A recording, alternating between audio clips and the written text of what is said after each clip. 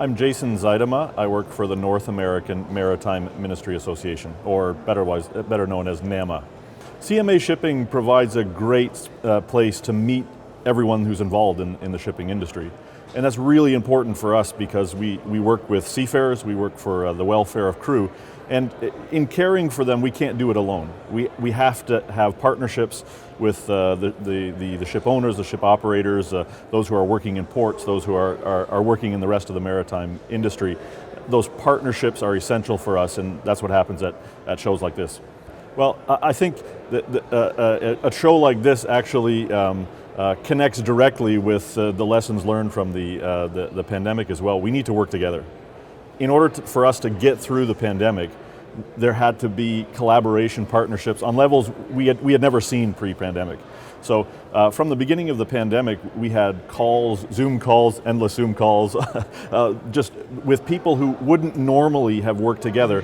But because we had already been friends, let's say, from shows like this and other contexts, we were able to quite easily get together and solve the problems that needed to be solved.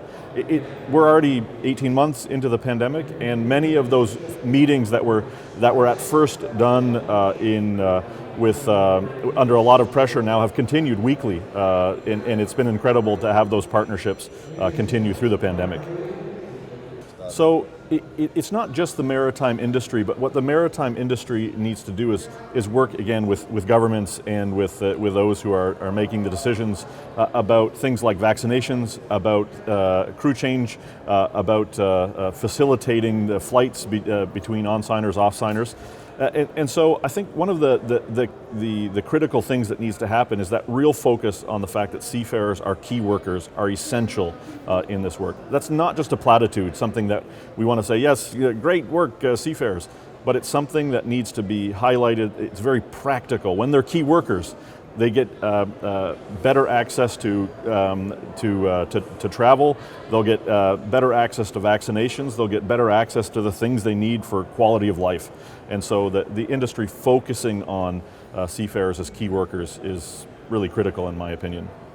So there are a number of countries that have declared that they're key workers, but there are a number of other countries that haven't said really anything, and have made it continually difficult for those seafarers to come on the ships and get off the ships, to have any kind of shore leave, to have any kind of access to vaccinations, to have we've had terrible cases where there's been a death on board and the body has not been able to be repatriated for days and weeks and months. This is a catastrophe. This is a catastrophe that for that seafarer's family, for the seafarers that are with the deceased on board ship, and I think those are the sorts of things that are just I think shameful, and it's sort of shameful on us all that we haven't figured out ways to overcome those really difficult problems in the midst of the pandemic.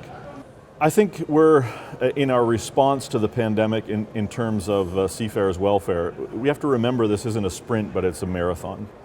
I think in the case of seafarer vaccination, we're at perhaps about a third of seafarers have been vaccinated, but getting there has already taken 6 to 9 months for that third, and the other 2/3 are not necessarily going to be as easy. It's a lot of work to vaccinate seafarers in ports around the world or at home.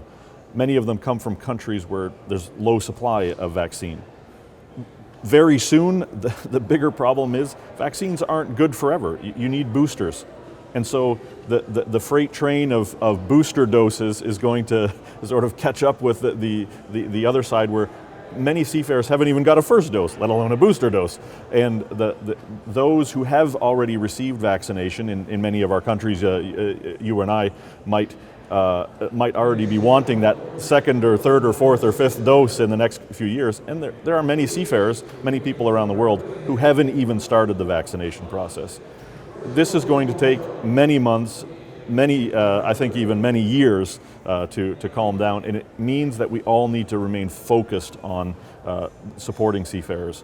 It's been great to see the generosity. I think especially the United States has been the leader of the pack in terms of providing vaccinations for seafarers.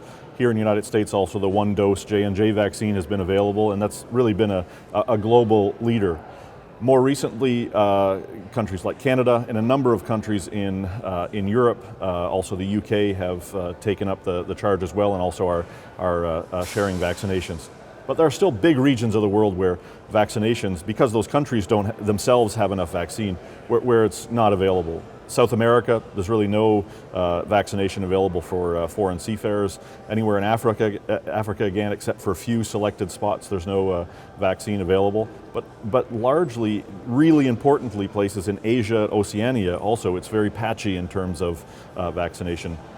A key one, I think, to watch is the new programs in Singapore. If Singapore can figure it out and expand their program, this will be, I think, a big change. But we're still a long ways off for a number of those countries in getting more vaccinations.